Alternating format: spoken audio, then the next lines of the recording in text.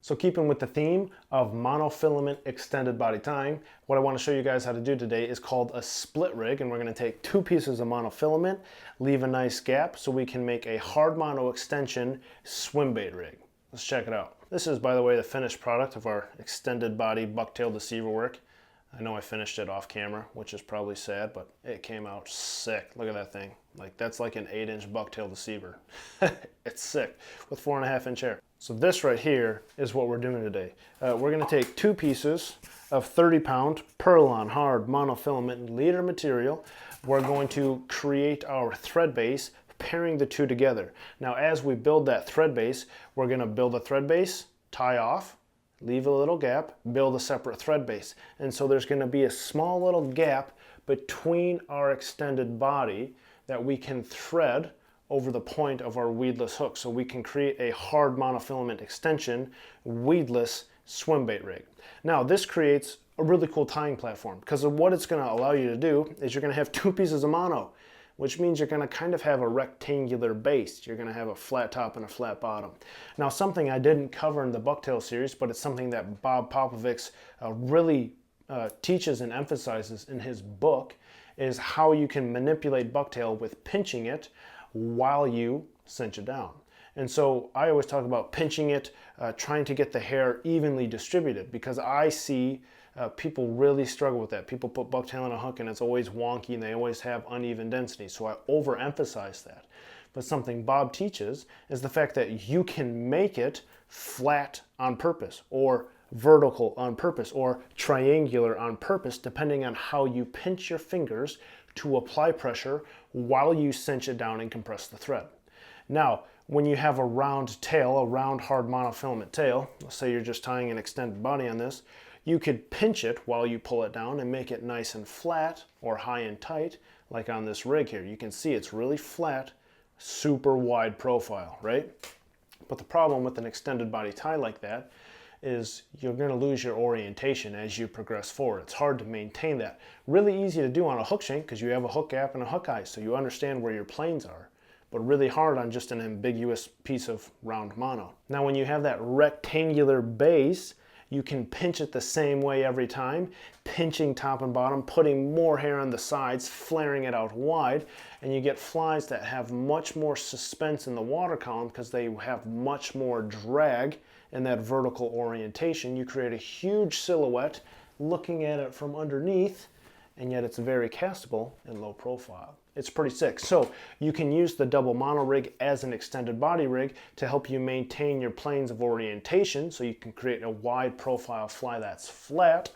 But I'm going to show you how to rig it for the PR378 GB Predator Swimbait hook for your weedless tying. So I grabbed a piece of 30-pound Perlon hard monofilament leader material. Just going to get that in half and cut it. So I'm going to pair those two pieces of monofilament in my fingers, grab my tag end, get my thread loosely started, get a few turns on here. Now right now my bobbin, because I finished that bucktail deceiver fly, it's not set up for this, right? I'm going to take and I'm going to wrap this spool around these bobbin ears 1 or 2 times to increase the tension so that this is locked in while I tie with this mono in hand.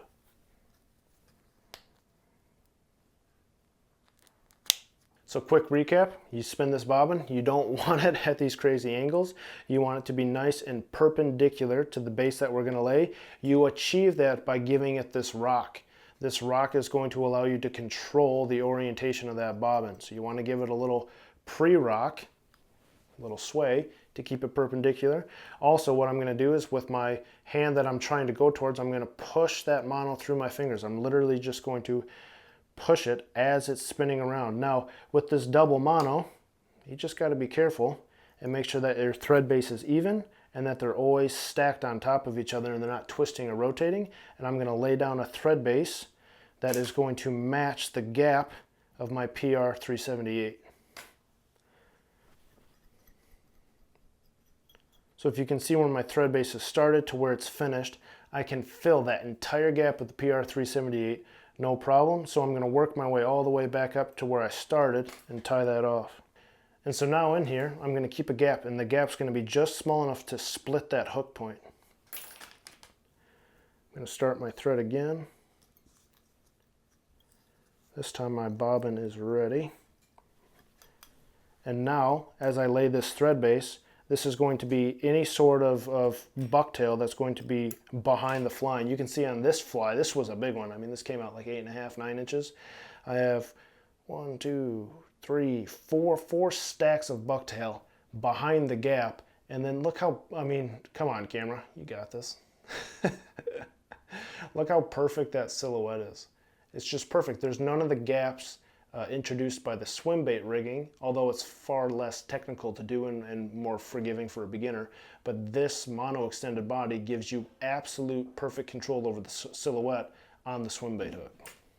So now if you look at this, I have 2 separate thread bases with a gap dead center. So if you recall, this monofilament's featureless, and I don't want it to be that way because it's really hard to gauge your distances and to get that even spacing and that perfect clean silhouette. The cool thing about mono is that you can get that, so take the time to do this. I have just dots on here on this piece of paper that have 1/2 inch spacing, and what I'm going to do is I'm going to take that naked section, the section without a thread base, and I'm going to put it dead center between 2 dots. And I'm going to mark this, and then I'll show you the end results.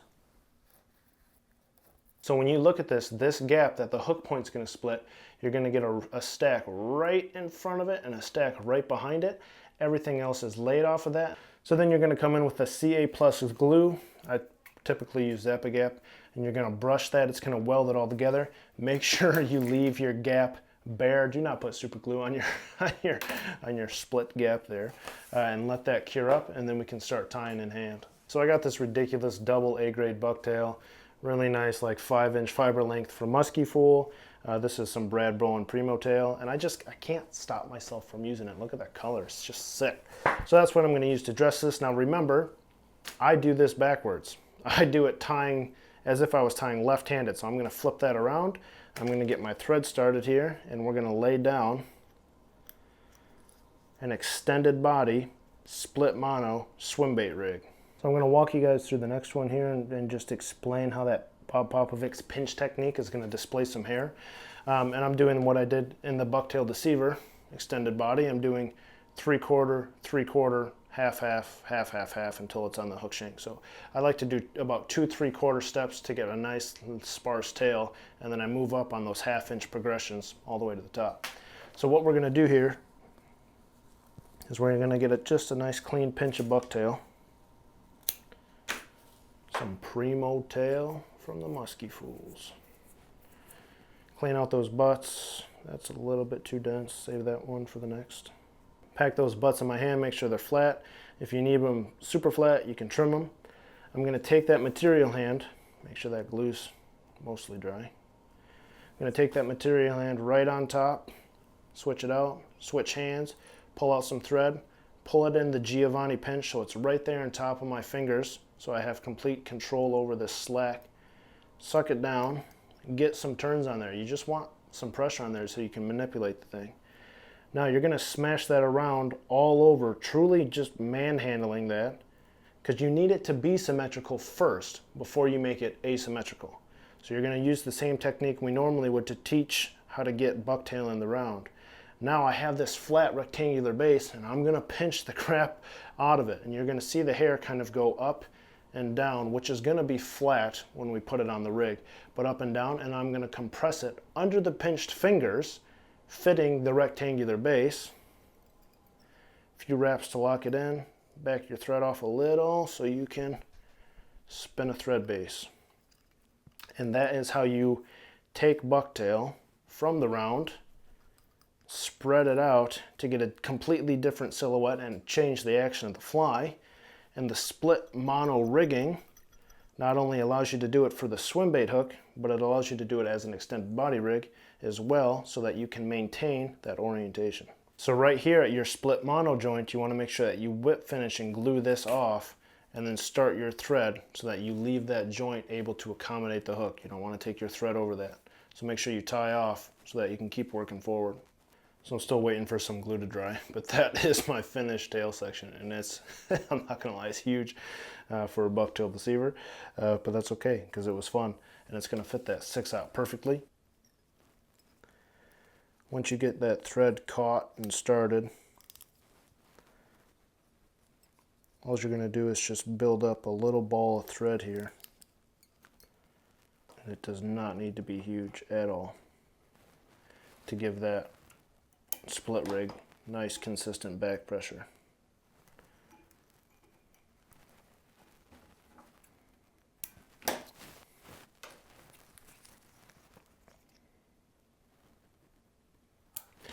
When you get your thread started, don't forget to take out the double turn around your bobbin ear. Take that out so you're back to normal there. Get down a nice thread base here. Now we're going to come and we're just going to look at that core. And I can see the split rig right there. Got to make sure that glue's dry. So you're just going to rip this hair left to right until you can find where the double mono section is. You're going to push it right over that hook point, right over that thread base, that little bump that I just made.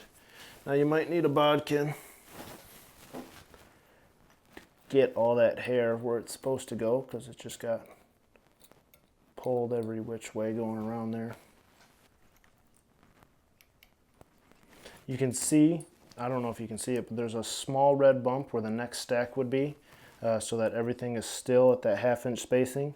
I'm going to try to make it denser than that, and I'm going to follow, you know, Bucktail Deceiver bulkhead protocol, which is to get denser and denser. I'm basically going to pack a bunch of hair right here on the shank to finish it off, but I want to show you what this officially looks like here for a swim bait rig.